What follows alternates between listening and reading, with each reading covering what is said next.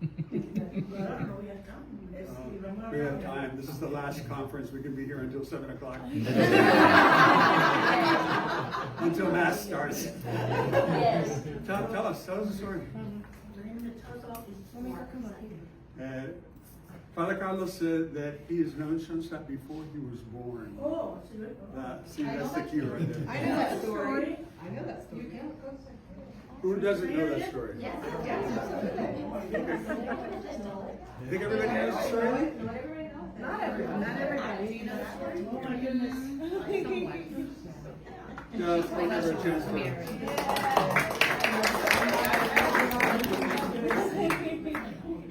Okay, where do I start? Okay. I'm a mother of 5 children. Wait. I'm sorry. We are parents of 5 children. And when I was pregnant with Carlos, we just moved from Puerto Rico, you know, my husband was in the military. My English was much worse than now. So it was difficult for me, a new country, a new language, everything. I lost my friends because I moved to the United States. So I wanted to get to know more people and get new friends. So I said, what's the best place? I'm going to go to church. So I started going to church, and it was a group of ladies on base, because it was in the Air Force. And they said, we have a retreat in a few weeks. Do you want to sign up? Wait a minute, I'm talking too fast, or you're understanding? Okay, so I said, okay, sign up, and I signed up for the retreat. And I was pregnant of Carlos 5 months. Coming from Puerto Rico, you cannot expect in June in Boston to be cold. So here I am with a linen dress, a cotton dress, my big belly, and I was freezing. I didn't bring a sweater because it's June, you know. So I go to the retreat, and I saw the grotto of the Blessed Mother in the backyard of the retreat place. So we go to the conference, and then we have minutes to rest. So we rest for a little while. We go out like a little balcony, and from the balcony I see a grotto of the Blessed Mother. And I said, hi, Mata, I want to talk to you, but I'm freezing, so. I mean, I'm thinking, I'm not talking because you want to tell me I'm crazy.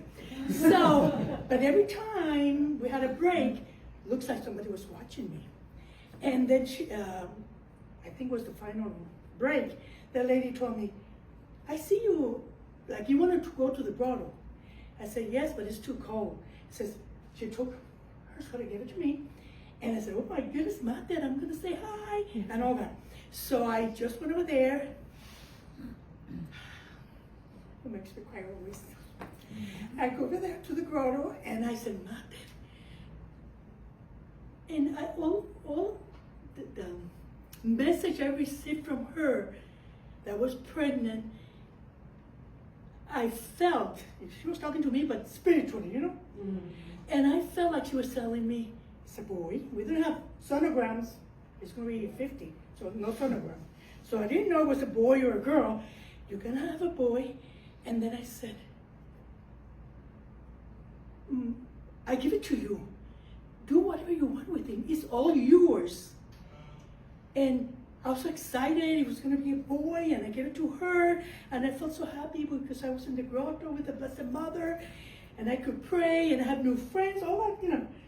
So, that was 19, well, I was pregnant, okay, I was pregnant. So, when Carlos, of course, he knew what the home shrine was, my husband was a deacon, so we always have been a spiritual, you know, we pray. Every time we had good news, we go to the shrine and say, Mata, these are the good news, or we're going to have a baby, or we're going to move, whatever. We always brought the children to the shrine, to the home shrine. So, Carlos was raised in that environment. But you know, when they get to be college students, you know how they go. He had all the foundation that we could give him, you know. We're not saints, but we had all that Schoenstatt foundation, and we pray, and we had the Blessed Mother. That was the picture that was given us as a gift in our wedding. Can you imagine? In the wedding, the Mass was over, the priest, Guillermo, took the Blessed Mother from the shrine, because it was the Puerto Rico shrine, and he took it from the altar and gave it to us as a gift. So Carlos was raised with all that spiritual thing, you know. But as I told you, when they go to college, it's different, you know.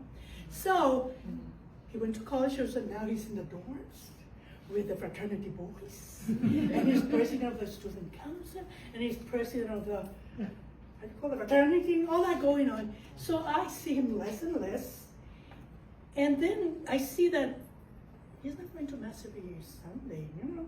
Like you see like something is going on, but he's still a good guy, very respectful, loving, all that, but you see that it's not like when he was living with us, that he would go to Spanish Mass, and you know how energetic he is.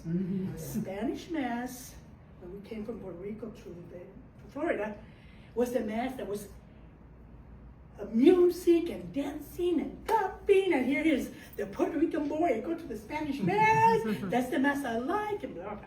Okay. So, after a year or two being in the dorms, he started coming back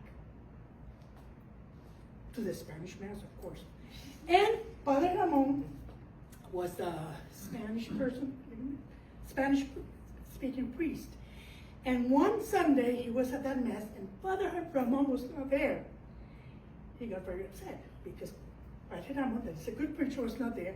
And for him, that priest didn't know how to preach the way he liked it. And I remember he told me, I can do a better job than him. I look at him, he looked at me. You know how active I am and outgoing. Here I am, quiet, just looking at him, and he looked at me because I don't want to push, you know. So, and then another time, so little things like that. Oh, Father Ramon, another Mass. Father Ramon was preaching, and he said, and you Hispanic parents, you complain because we don't have a priest that does the Spanish Mass. But then when your boy, your child, your son wants to be a priest, what do? You don't want them, you don't support them. You want the family name to, how do you say that? Continue. We're at the Mass, I'm sitting next to Carlos, and I look at him and says, not me. And he gives me a smile. So here I am, you know, just being nice, not pushing away. Okay, so one day, the day of the Immaculate Conception, what year was that? He was 21. He was 21. It was a Thursday. So I'm at church, and all of a sudden I see this boy that is in the dorms coming to Mass at Thursday. I think it was Thursday or Friday. I look at him, and he looks awful. But I'm at Mass. I say, I'll talk to him when we're done. So after the Mass, he comes to me with that face like desperate, like, you know, looking for something. I said, what's going on, Carlos? What's happening? He says, well, you know what, Mom? I went to the Dean of Humanities because they told me to be a priest, you have to take philosophy and theology. So I went to the Dean, and he told me, not now, we're in finals, come in January. Then I'm looking for a sign, Mom, I'm looking for a sign. Then I go to the rectory, and there's Padre Ramon is not there. And I just got there to talk to him so he can guide me, give me a sign. And all of a sudden, it came back, the thing that I didn't share, not even with him. 21 years ago, when I went to the grotto, and I said, Mater, it's all yours, whatever you want to do. And I felt, I forgot to tell you that, I felt at that moment that she wanted him as a priest, and I said, it's all yours. It's all yours. But you know, I was not going to push him. So he comes and says, well, Carlos, I have a story to tell you. When I tell the story 21 years ago, I didn't tell you that, but I went to the grotto, and I felt the Blessed Mother told me you were a boy, and I offered you to the Blessed Mother for whatever she wanted, and I felt that she wanted you as a priest. That's the sign, Mom. That's the sign that he was looking. I got excited. So that was 20 years ago, and I went to the seminary, 8 years, and now 20 years as a priest, because I kept a secret, and I asked the Blessed Mother just to take it. Wow. Okay. I'm so excited. Oh, can you tell we're different? personalities? Oh, no.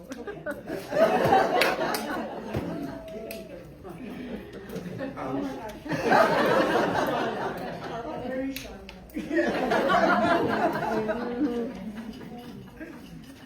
So we can be here till 7, so it's okay. So, you wanted to hear testimonies of what happens in home shrines? There you have a good one. And boy, do we have a whole bunch of them, but we're not going to do that right now because we're supposed to be doing something else. So what I want to do is maybe provide, within what Father Carlos wrote here, a context. Obviously, this is important, but all of this falls under the covenant, right? But what is the mission? So the mission of Schoenstatt is tied to the church. And Father Kentenich had the opportunity to, during his lifetime, to be able to figure out something's wrong. Not only with the church, something is wrong with our civilization. Our church is trying, but the cultures out there don't help.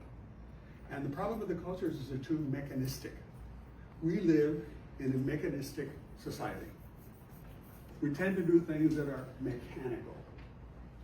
I mean, some of the things that I love are, for instance, somebody goes to a restaurant, they serve the first plate, the first thing they do is they take the salt and they put it on it. They haven't even tried it, and they're already applying salt.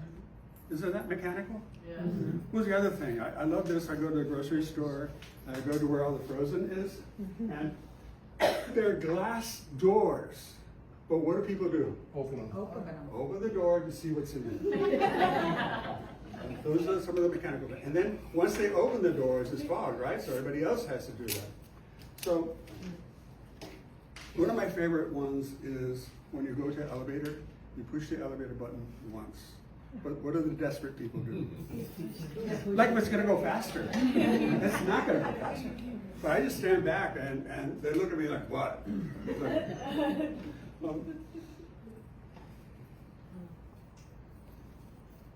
There's a moment in which a priest during communion had to go to the tabernacle and the key, and it wouldn't open.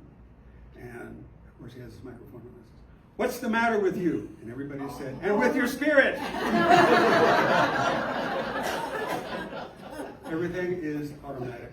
So I want to address some of these things because everything, as we look at things, we do tend to do things that are mechanical.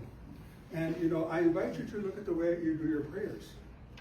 It's easy to do your prayers mechanically and get over it, and then all of a sudden, check mark, I did my prayers today. But what did the prayers do to you?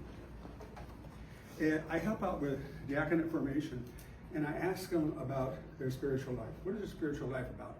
So they start talking about, I pray the rosary, I pray the breviary, I do novenas, I do morning prayer, evening prayer. And I said, that's not spiritual life. Those are your prayers. What do those prayers do to your spiritual life? And all of a sudden, there's silence. So we have to start thinking beyond just mechanical. There's so many things that we do mechanically that we have to find ways to overcome them. Now, this is something that Father Kentenich also realized in the church and said, this is Schoenstatt's mission. To be able to, through that covenant of love and through those graces, be able to transform and transfigure us into a new type of person, a new type of community. So that's basically what Father Kentenich is calling the 31 May mission. So you have the sheets in front of you, and let's go ahead and get started. What I want to talk about first is the historical context. This is not something that is in isolation. This is part of Schoenstatt's history. And you can see, and I'll show you in a second, some of the major milestones of Schoenstatt. And then I have to talk a little bit about philosophy and anthropology, so you get credit if you have classes at university, you get credit for this. But it's necessary for us to dive deep into why. What happened? Where did this mechanical mentality come from? How did we get contaminated? And how come we don't even see it and we're living it? And then we'll talk about mechanistic thinking, we'll talk about heresies, and we'll talk about Schoenstatt's response. So this is basically the 4 milestones of Schoenstatt. obviously 18 October, today, right, is the founding. Then you see that January 20th is standing in divine confidence, which is the decision to go to the concentration camp. Does everybody realize why he wanted to go to the concentration camp? If this is God's project, God will take care of me. So at the moment, everybody, the sisters and all the movement was trying to say, don't go because you're going to die. And it didn't. I think most of you know some of the stories from the concentration camp. Then after the concentration camp, Schoenstatt became open to the world. And Father said, we have to present this formally to the church. So as he presented Schoenstatt formally to the church in his diocese, they sent out somebody to be able to visit and make a summary and present to the bishop. Well, unfortunately, not all the inputs were correct. So that report was contaminated with ideas that were not Father Cantonics and opinions that were not Father Cantonics. So what happens after that? That happened on May 31st. Father Cantonic said, I'm going to respond. The bishop, his bishop, wrote a letter. He's going to respond. The day he responded was 31 May 1949. It was in Santiago, Chile, one of the shrines there in Latin America. So because of his response, they said, now it's even more confusing. The church said, if this is coming from God, we need to test it. How did they test it? They separated him from the movement. That's why he was exiled. He wasn't exiled because he was a bad boy. Many people think, what did he do that he got exiled? No, it was separating him from the movement. Why? To demonstrate, to see if really, truthfully, this was a God creation, something from God. And I think we know the rest. And the rest is, on October 22nd, 1965, he came back. He said, now we see that this Schoenstatt movement is something that is very beneficial, is a charism that the church needs, and open arms for Schoenstatt. So I think that, the issue here with the 31 May, and if you look at some of the slides, I think you can get a better idea. So this is Father Cantonics' response to the church. And you can see that there were some unverified claims. He recognized that there was a larger problem, a larger crisis in humanity at the time, which we still live today. And finally, the test. That's why he was exiled. Now, what is mechanistic thinking? This, again, may be a little bit philosophical, but at least you can grab some of it so you can understand where Father Cantonic wants the mission to go. So the better that we understand this mechanistic thinking, even though it's a little bit philosophical, the better prepared we are to defend ourselves. So, what is mechanistic thinking? Everything is reduced to a machine. Everything is moved, defined by little pieces. Everything in mechanistic thinking is focusing on fragmentation. Everything is fragmented. Now, to give some examples, you can see the example of fragmented mental patient care. We have a handicapped daughter. That's another story and another blessing from our home shrine. She has seizures. So when they take her to the emergency room for seizures, what do all the physicians do? They give her as much medication as possible to take care of the seizures. The problem is that some of those medications will suppress her personality, but they don't care. Why? Because they're looking at the seizures. They're not looking at the whole picture. Very fragmented. They're not looking holistically. Thank you. Right? Ecosystem. Does anybody care about the environment? Apparently, the little things that we have, the little things that we do for the environment, you can tell. People that are sensitive to the environment and some people that simply don't care. Whatever happens is not just me. So I'm not worried about You can see also how learning is done at universities. I remember when I was in college studying engineering, it was 5 years. But we had humanities, we had sociology, we had history, we had English, we had Spanish. So what have they done? They took all that out. So now it's 4 years. So now most of the engineers that I speak to that come out of the university, they can't speak of anything else other than the degree material. And you can see even in the schools themselves, everything is so compartmented. This is the English class, this is, I guess it's the religion class, because you look around, you can see that there's a lot of religious items. So, but who brings it all together? Who brings all that together? The assumption is that each one of us will bring it together. But if we're influenced by this mechanistic thinking, we're unable to do that, and we fall into that trap. What about the news? It used to be able to go one channel, you get all the news you want. Now you go to that same channel, it's like, I don't know. So you go to another channel, you go to another channel, you get multiple sources, because there's no one source that will provide you what? The overall of what's happening in a simple and understandable way, without biases, or at least minimal biases. One of the things that I've seen before is the issue of multiple personalities. When I am in church, I am one person. When I am at work, I'm another person. When I'm at my family, another person. When I am with my buddies, another person. You see how we fragmented? So it should be, we are the same wherever we go. But we're so used to these multiple personalities that we've accommodated our lives to be able to nurture each and every one of those identities. Whereas we should be looking for, what is my real identity as God sees it? That's the question. That would be a response to this split or to this division of personalities. Oh, medical subspecialties. That's just another example. You know, you go to one specialty, they'll prescribe you something that you shouldn't be taking because you're taking another medication that contradicts it, right? But they ask you for your full history when you go in. Look, apparently nobody reads it. So I had a couple of times in which they prescribed me things that I shouldn't be taking. So I don't say anything, but I don't take them. Eventually I'll say, you know, this is not right. So again, it's that fragmentation, taking pieces, but not looking at the whole.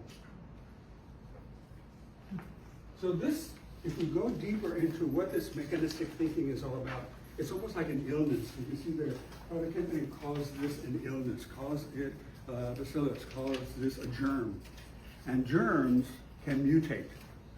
So trying to bring in what are the recent mutations of this germ that is affecting society and affecting us and affecting our mission in the church. And you can see that these are the four mutations: secularism, consumerism, technologism, and paranoianism. So what is secularism? Religion doesn't matter. Religion neutral. That's why today, you may have seen it in the news, you know, somebody wants to say a prayer at a sports event. Can't happen, right? You get upset. Or the 10 Commandments in Texas, the 10 Commandments in the classroom, can't do it, right? So you can see that there's this separation. Is there really a separation between spiritual life and secular life? No, it's all one and the same. But we tend to believe that our spiritual life is different than our day-to-day life, when our day-to-day life and our spiritual life should be moving together. And it's not. Why? Because this mechanistic mentality is forcing us to think that way. One of the great examples of secularism is marriage. So you get a marriage license, and then you get something in the church too, right? So the sacrament and the legality, they're two different things. So you get married twice, I guess, right? One through the state and one through the church. Why? Isn't it all the same? School curriculum, gender identity. I heard somebody tell me all religions are the same.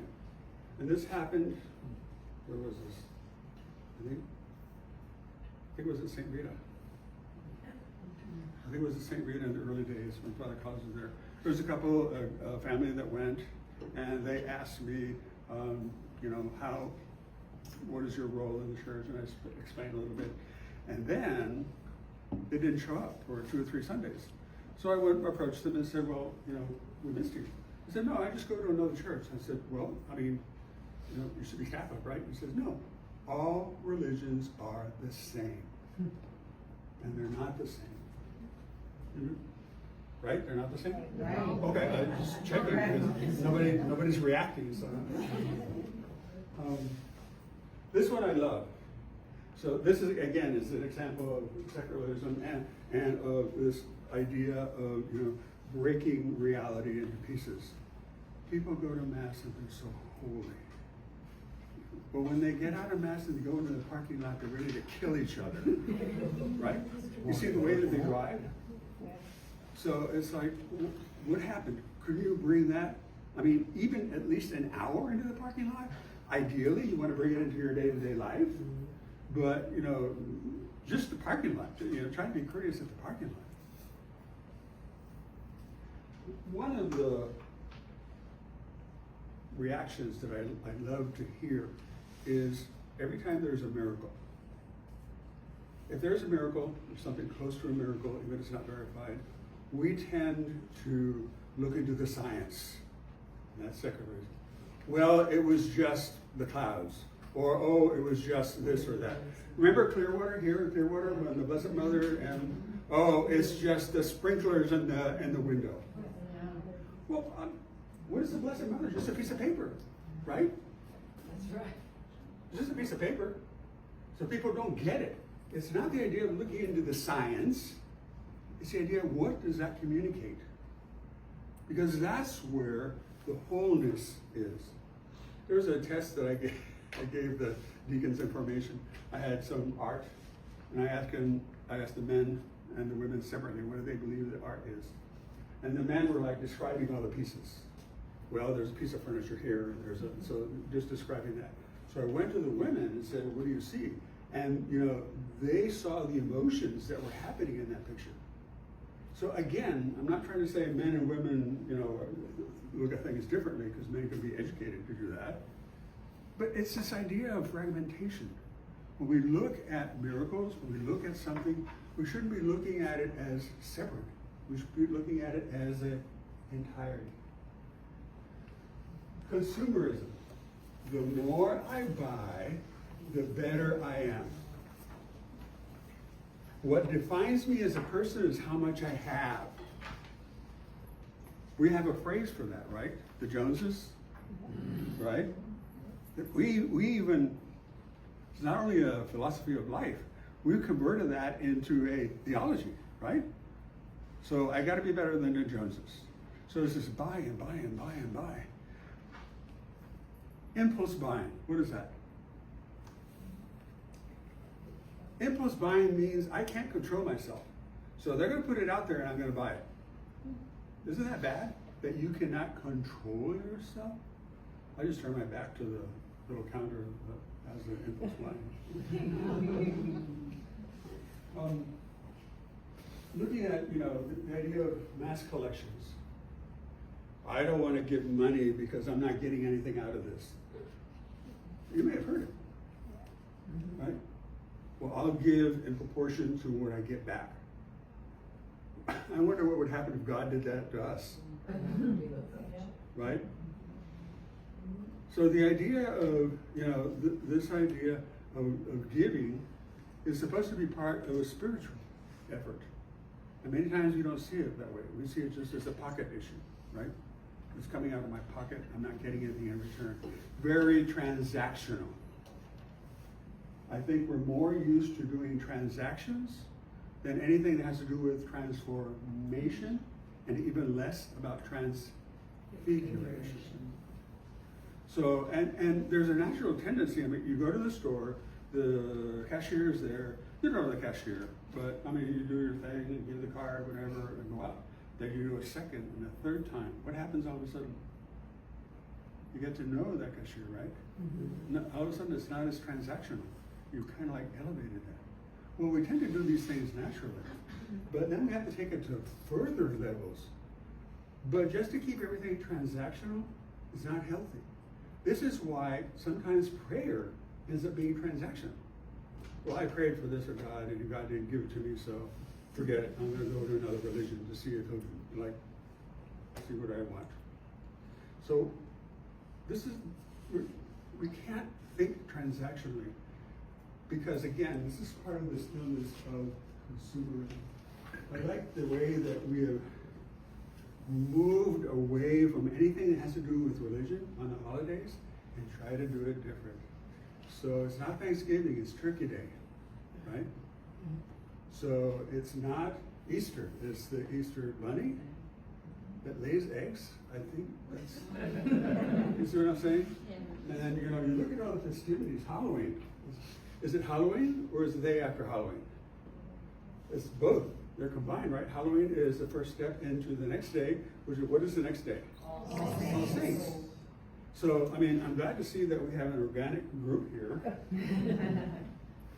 But again, you know, this idea of consumerism is, you know, getting too much. You may have seen already that many stores have Christmas decorations. That's not the point. The point is that people are buying it. Can't wait, I guess. This is one of my favorites. What's being an issue here?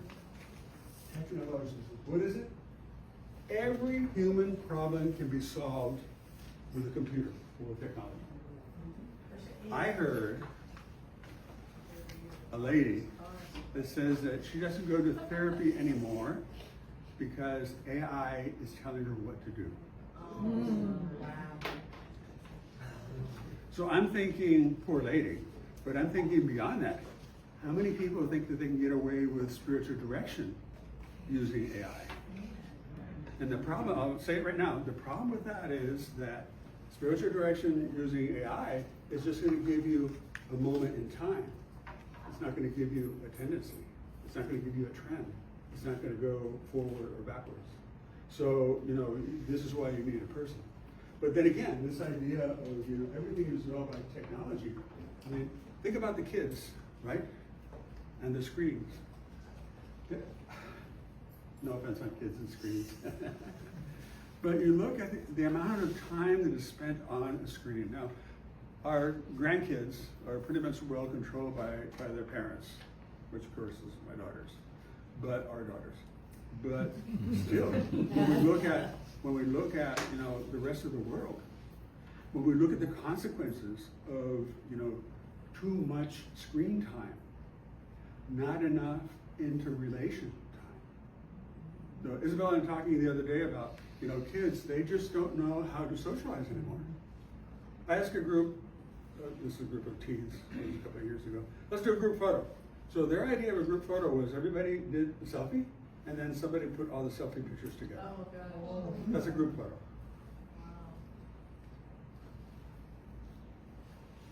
So I think that when you look at you know the issues of technology, you really, really have to look at what is the impact that it has on you know on our spiritual lives. Isabel and I have been to restaurants where we see couples that they're not talking to each other. What are they doing? They're texting. They're talking to somebody else. Now, I only know once that I had to text Isabel for something important. And it was recently a Mexican wedding, and it was so loud that we were sitting next to each other, we couldn't talk. So Isabel goes, so we're texting back and forth because we couldn't talk. Paranoia is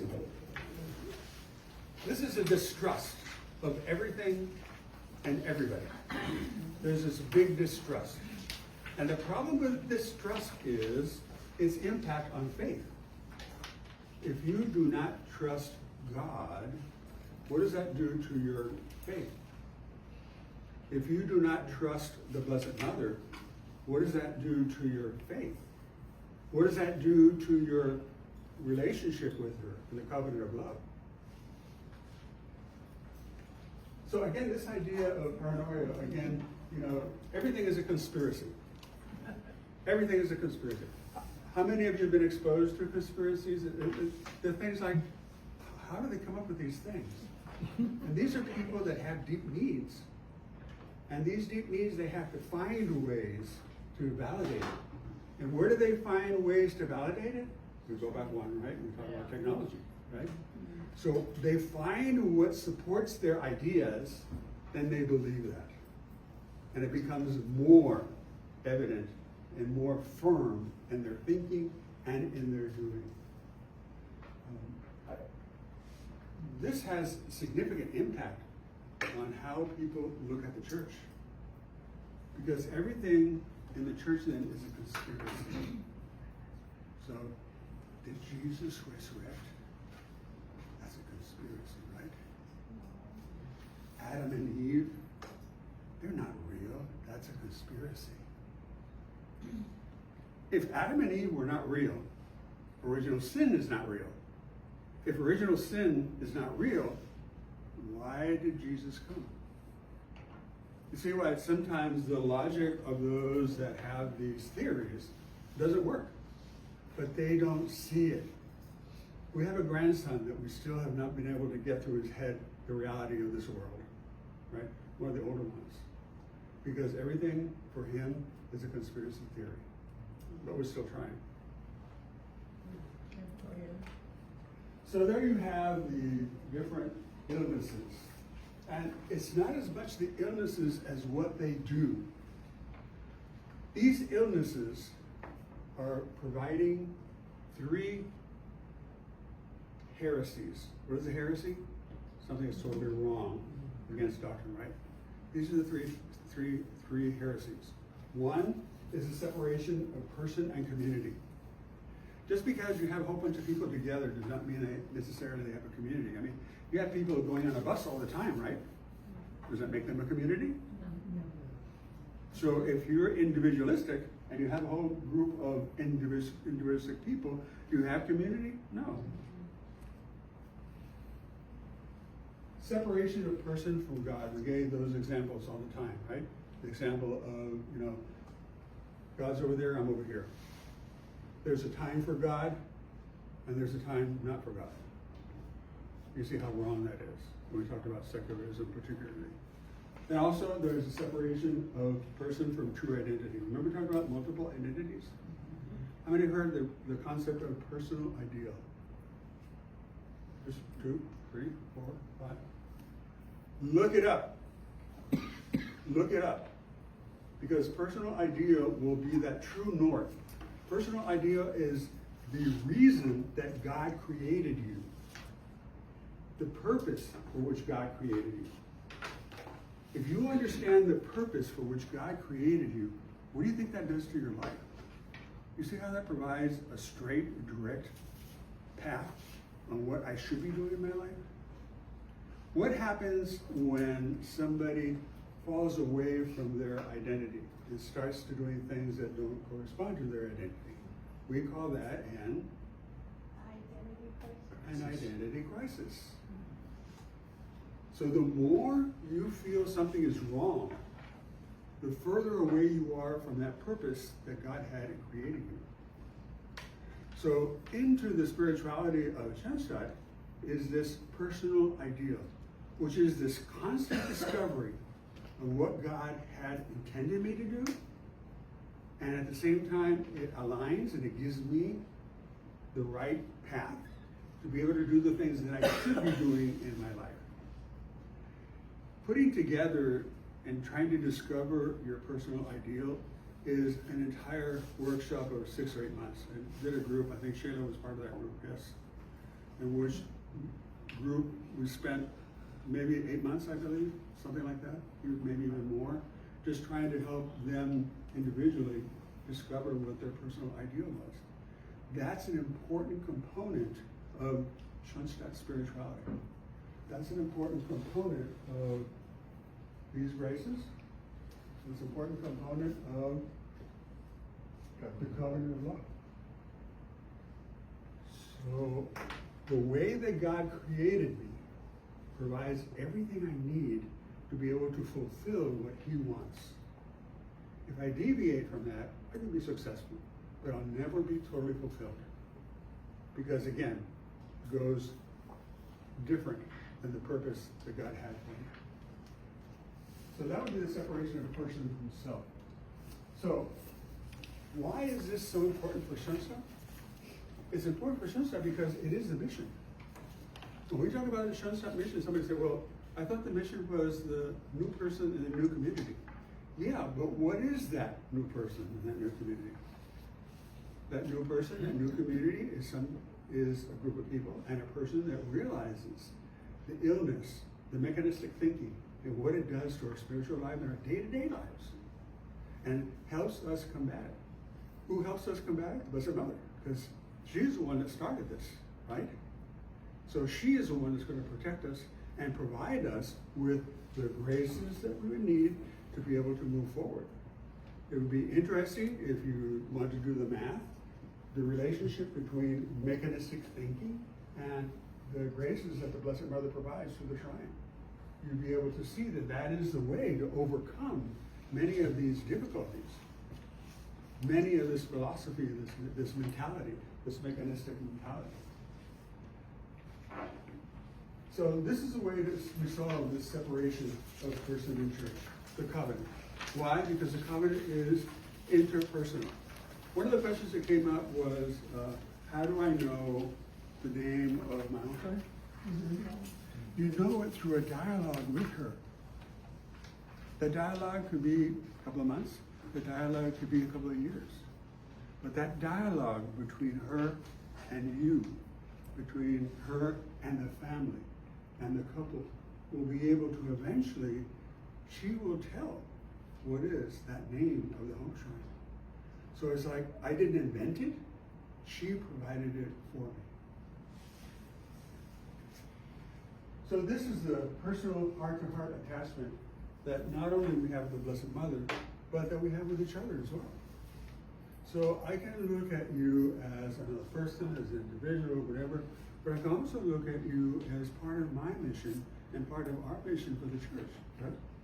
Because we're all on the same boat, ship. This is a big ship. So what about separation of a person from God? Again, I cannot emphasize the concept of personal ideal. If you have a chance, there's a lot of literature out there, there's a lot of books out there, you can study it on your own, we can get something together and do a workshop, sure. I mean, but what's important for me is that each and every one of you are able to determine and discover what is that personal ideal. And it's an ongoing discovery. We will not know the fullness of what that personal ideal is until we go to heaven and meet God face to face. But we're trying right now because God's not going to hide it from us. He's going to give it to us little by little so we can build our lives aligned with that personal ideal. What is the antidote for separation of person from self? Again, personal ideal, just like I said earlier. You know, there is a certain degree of security, of safety, knowing that you are doing what God intended you to do. I cannot count the moments that. Is that for Telemundo or is that for Tampa Bay Times or St. Pete Times? So I cannot count the times, the moments in which I was at risk of dying. And every time is that, not yet, not yet, not yet. At least 4 or 5 times that I can remember, not yet. Why? It's a confidence in divine providence. One of these days, the not yet is going to go into it's time. It's time, it's time. But as long as you say not yet, I'm going to move forward with my personal ideal, with my mission, and bringing Schoenstatt to as many people as possible.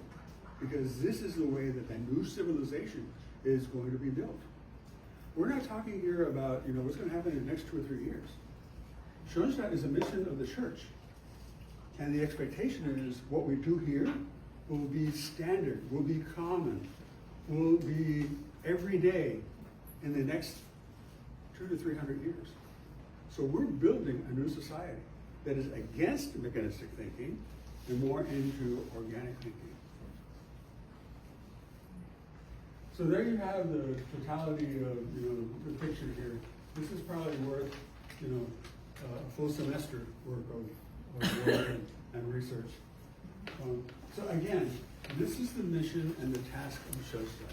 When they say, what is the Schoenstatt mission? Yes, it is the new person in the new community. But remember that that new person is a person that is formed. Formed how?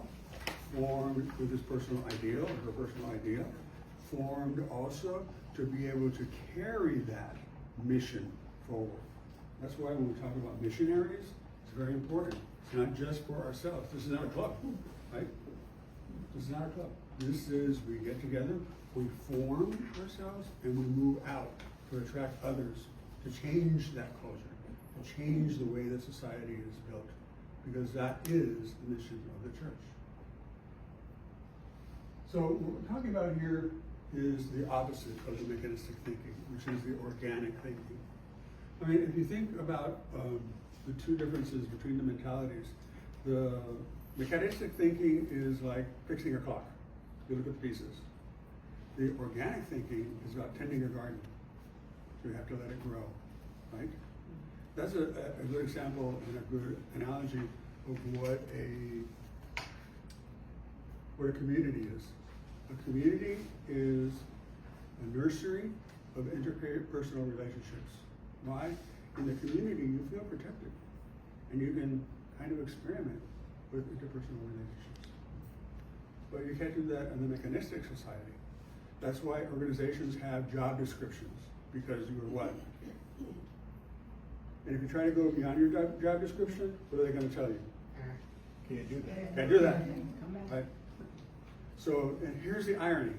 So they keep on firing people, and you have to do somebody else's job, and then somebody else's job, and somebody else's job. And when it's time to do a performance evaluation, you're so diluted that you're not doing your job, so they're going to fire you too. Right? So again, what is the organic thinking? Organic thinking is bringing everything together.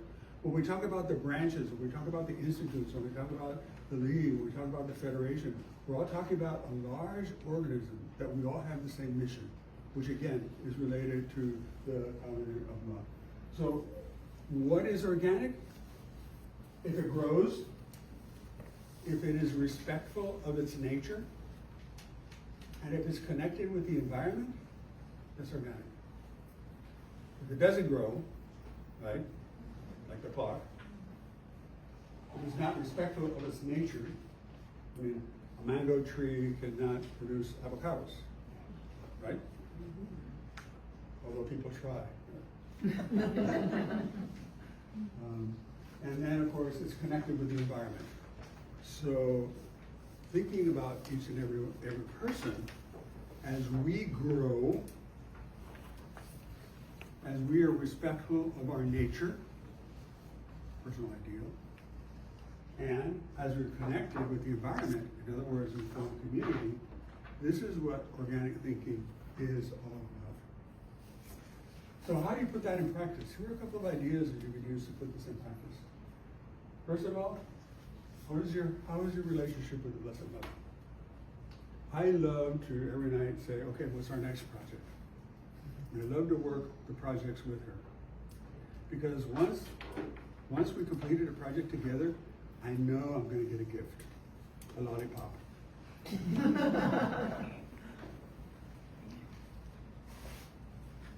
Look at interpersonal relationships, not mechanically. Check for multiple personalities. Hopefully that's not the case, and if it is, it's an opportunity to take care of that through personal ideal. Look at free forms of prayer. Sometimes when I have to do the, breviary, liturgy of the hours, it gets a little mechanical. So what I do is stop, and I'll go back a couple of prayers until I get it again. But figure how hard it is to concentrate. I mean, the hardest penance I ever got from a priest, and this was at St. Lawrence, was sit in front, or kneel in front of the Blessed Sacrament, and empty your mind.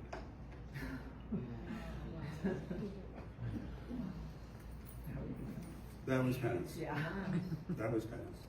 My mind was all over the place, planning what's going to happen next, and you know, at the schools and the universities, and all the projects, and all the let's see, all the work that Jenny's given me to do here, and with all the Madres y Señoras. So it's like, it was hard. It was hard to be able to focus just on being present in the Blessed Sacrament. But I managed to do it 80%. I get credit for it, I guess. But I still have to work on that. But that's something that we all have to do. Can we listen? Can we stop and listen? So what is the definition of praying? It's not talking. The definition of praying is listening, right? When you talk, you get ready, but then you have to stop and listen. Can you do an hour of contemplative prayer, which is just being present for 1 hour every day? You should be able to do that, right? You should be able to plan for it. More aware of the separation of spiritual life and day-to-day. One of the hardest things for me to do was be able to do the Angelus on a daily basis, because life goes so fast that then it's 5 o'clock and I haven't done the Angelus yet. So this is a little trick I did.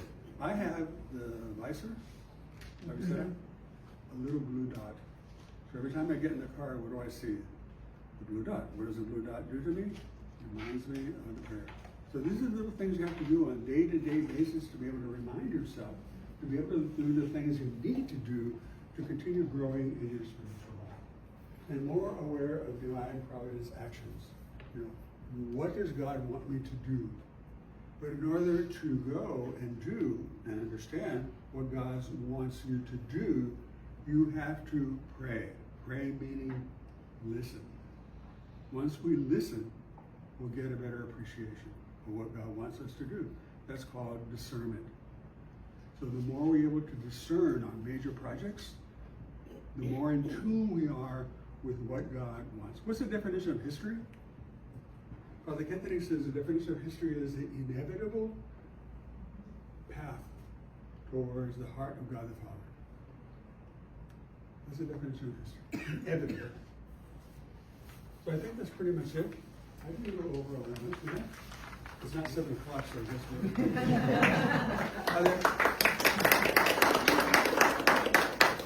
Are there any questions I'd be able to answer? Or you can see that it's a little bit complex because of the philosophy and the anthropology that's involved. But once you dive into there and then you come back out to get some air, I think you realize the importance of Schoenstatt's mission. So I thank you for your time.